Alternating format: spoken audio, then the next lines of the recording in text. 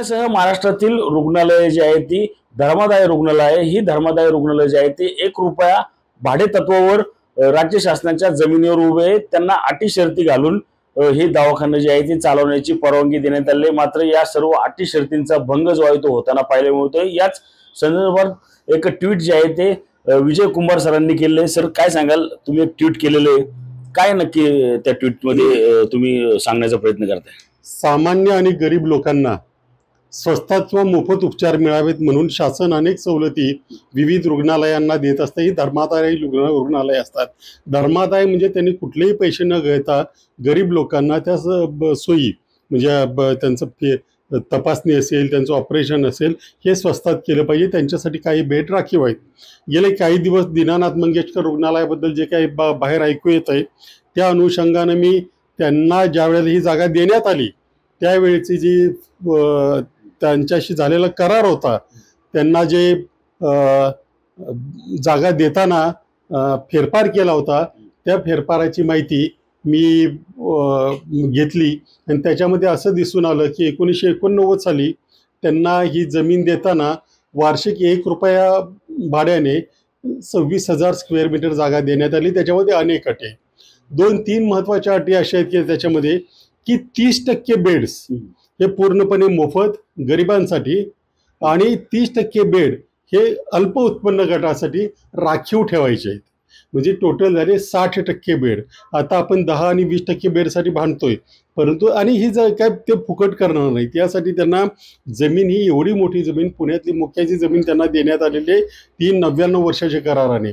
शिवाय ह्या बिल्डिंगी ज्या बांधल्या जातात त्या धर्मादाय जे असतं देणग्या वगैरे त्याच्यातून बांधल्या जातात। शिवाय इन्कम टॅक्स असेल, वाढीव बांधकाम असेल, प्रॉपर्टी टॅक्स असेल, याच्यामध्ये सवलती मिळत आहेत। शिवाय शहरी गरीब योजना किंवा इतर योजना आहेत त्याच्यामधून त्यांना पैसे मिळतात।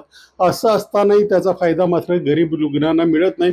त्याच्यात एक कंडिशन स्पष्ट आहे, या संपूर्ण जागेचा वापर कुठल्याही परिस्थितीमध्ये व्यापारी कारणांसाठी करू नये, तो फक्त धर्मादाय कारणासाठीच केला पाहिजे, परंतु असा घडताना दिसत नाही। अशी अनेक रुग्णालये महाराष्ट्रामध्ये उभी आहेत आणि त्यांच्यावर अशाच प्रकारे सामान्य रुग्णांसाठी असलेल्या सवलती लाटण्याचा हा प्रयत्न चाललेला आहे। असं असलं तरी आपण पाहिलं तर दीनानाथ मंगेशकरचं 30 कोटीपेक्षा अधिकची धर्मादायची रक्कम जी आहे ती तशीच शिल्लक आहे। मात्र बीसी कुटुंबियांकडून त्यांनी 10 लाख रुपयाची मागणी केली।